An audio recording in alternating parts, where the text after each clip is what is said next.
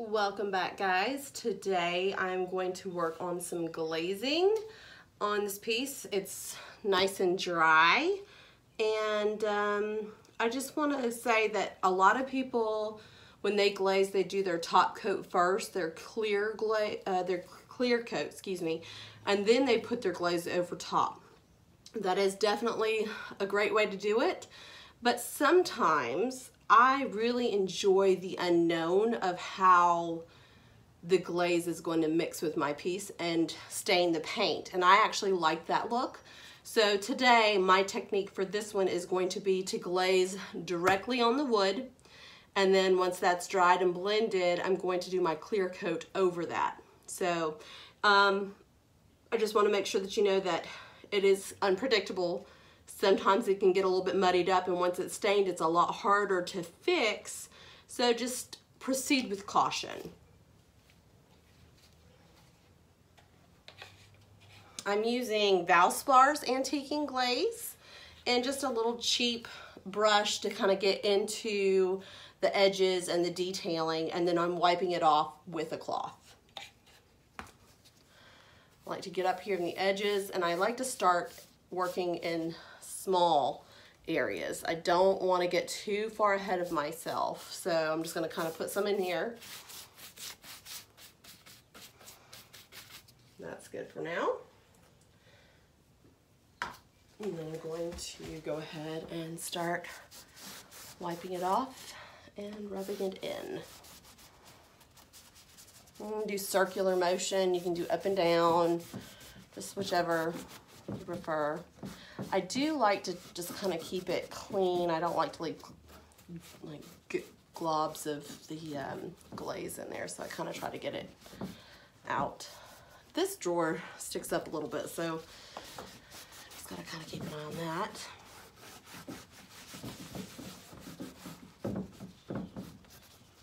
And I really love how the glaze also blends the blues that are mixed in with the green and just gives it a really unique look.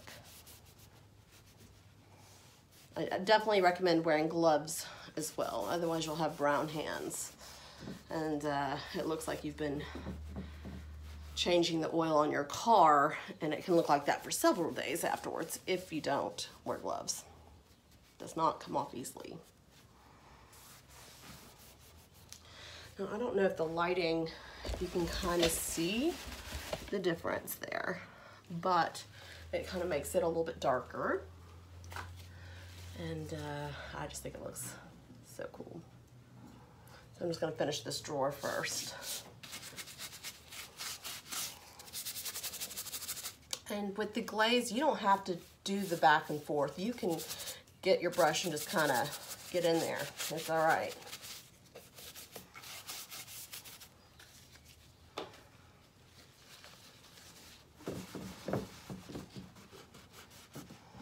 Had a little piece break off right here, but that's okay.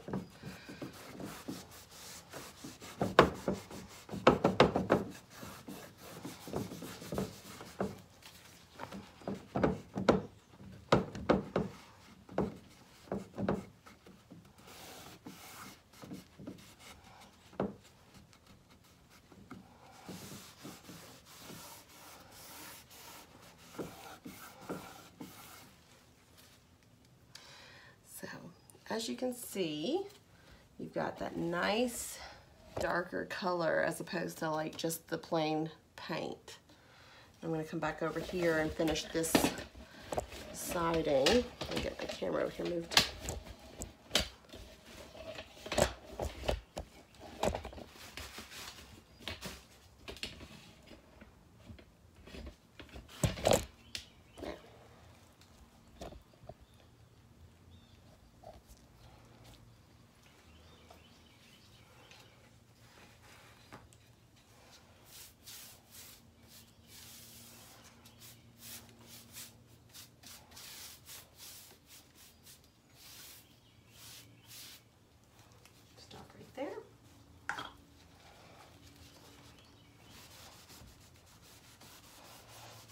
And sometimes you have to use some elbow grease to get this stuff blended off in and back on the rag. So might be a little sore, but just consider it an arm day.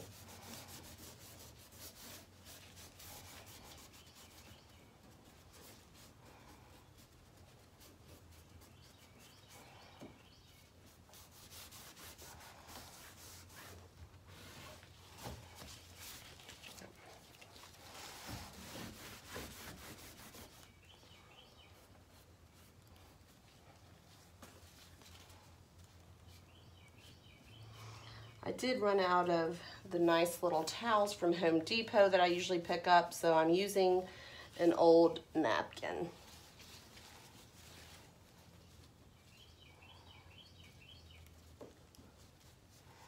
Don't be afraid to use what you have on hand. It doesn't have to always be something from the store. There. Yeah. Let's see. Let's go ahead and do the fun part, which is going to be the leg.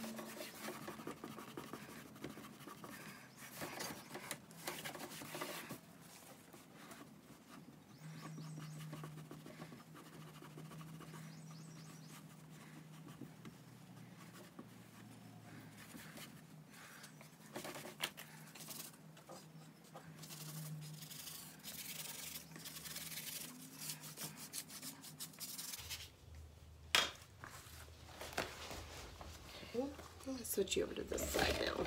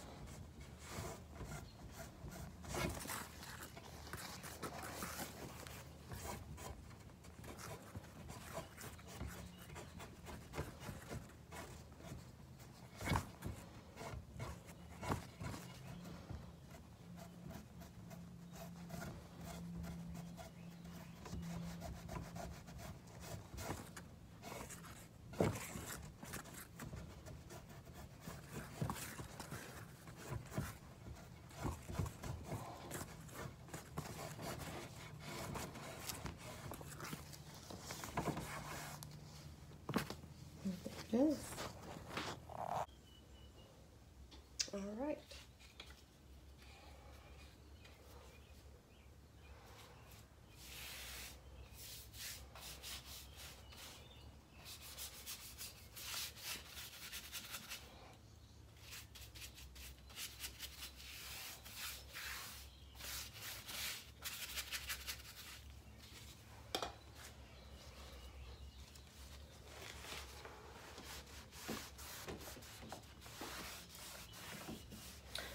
some people might not like a little bit of this grungy look, and that's okay too. There's a lot more refined techniques out there with maybe not doing it to where it's unpredictable and you can see some of the different layers and different colors coming through. But I personally just think it just adds so much more interest.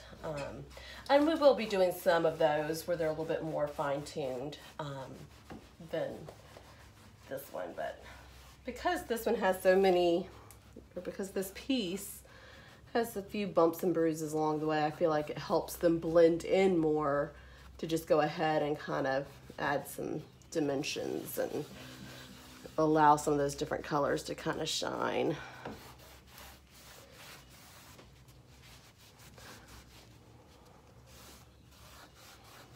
And as an artist, sometimes if you keep doing the same thing over and over and over again, you just get burnt out. You just need a little bit of a change, something that keeps you interested. It keeps you wanting to do pieces.